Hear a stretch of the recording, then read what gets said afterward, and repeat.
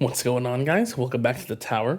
So I'm doing another module highlight today, and we're going to be going over Shrink Ray. So this is a cannon module, and what it does is that your attacks have a 1% chance to apply an effect that decreases the enemy's mass by a certain percentage. So at Epic, it's a 10% reduction, at Mythic, it's a 30% reduction, and at Ancestral, it's a 40% reduction. And the good part about this module, it's not really that hard to get the actual effect. It's just a 1% chance to apply it. And then once the enemy has the effect, it can't get it again. It's a non-stacking effect, as it says. So it's pretty consistent to actually get the effect on the enemies and decrease their mass. So the value that you get for upgrading it, going from Epic to Legendary, will give the enemies that have the effect 12.5% less mass compared to the Epic. Going from Legendary to Mythic, they will have a 14.3% decrease in their mass compared to the Legendary. And then going to Ancestral, the enemies will have 16.7% less mass compared to the Mythic. So the effect does slowly get better towards Ancestral, but it's not a huge increase. It still is a pretty big difference between levels, how much value you're actually getting out of the effect, but it's not super heavily weighted towards the Ancestral side at all, compared to some modules like Project Funding or something where you get half the value at Ancestral. So for the actual effect, it's really hard to see the actual visual. There isn't any indicator whether an enemy actually gets the effect or has the effect. But I think I can kind of tell just going on 1x speed and starting a run. So I'll quickly play this and you can kind of see it yourself. I'm unsure if that's actually the module. But as you can see, that enemy kind of started out taking less knockback. And then at one point when it actually got the effect, it started getting knocked back more. I'm not sure if that's the effect, but I would assume it is. The visual is just really hard to see for this module, but I'll play this so you can see that again. I'm pretty sure that's the Shrink Ray doing that, but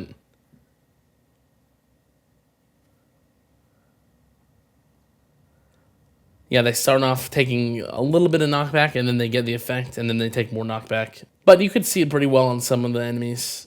And going off that, it is actually a pretty big difference, as you could see. So yeah, I'm not sure if I can get a better visual than that. That's pretty much it. So moving on to the actual uses of the module. I do think this module is actually better in version 27, since there are more things that actually increase the enemy mass. I think this has more of a place.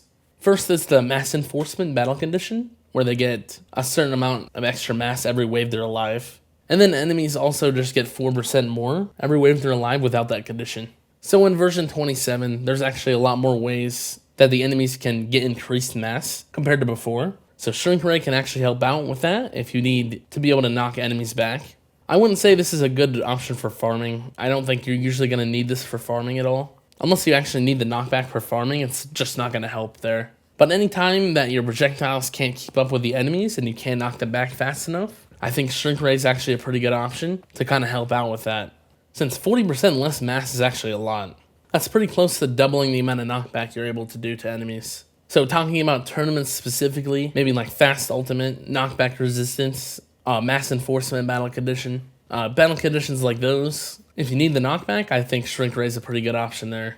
Moving on to the substats, I think this is still pretty similar to the other cannons, even with its effect being a little bit different. I think you would still want to run damage subs, but you could run some other projectile substats if you actually need them for knockback, since they kind of go well with the ability.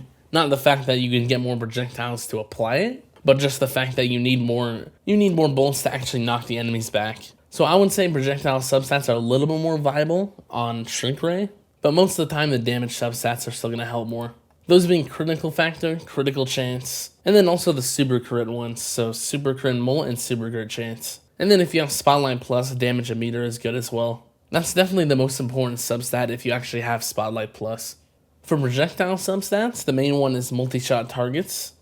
And if you do actually need more projectile substats, you can also use something like bounce shot chance, and maybe multi-shot chance as well. The rapid fire substats are not that good though, so definitely don't use those. Maybe also bounce shot targets, but I would only use those if this effect is not enough to keep the enemies back.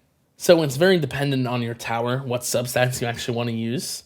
But yeah, that's pretty much it. Let me know what module you would like to see next in the comments. I will just keep doing this series until I go over every module. And then if you do have any questions, you can leave those in the comments as well. And yeah, see ya.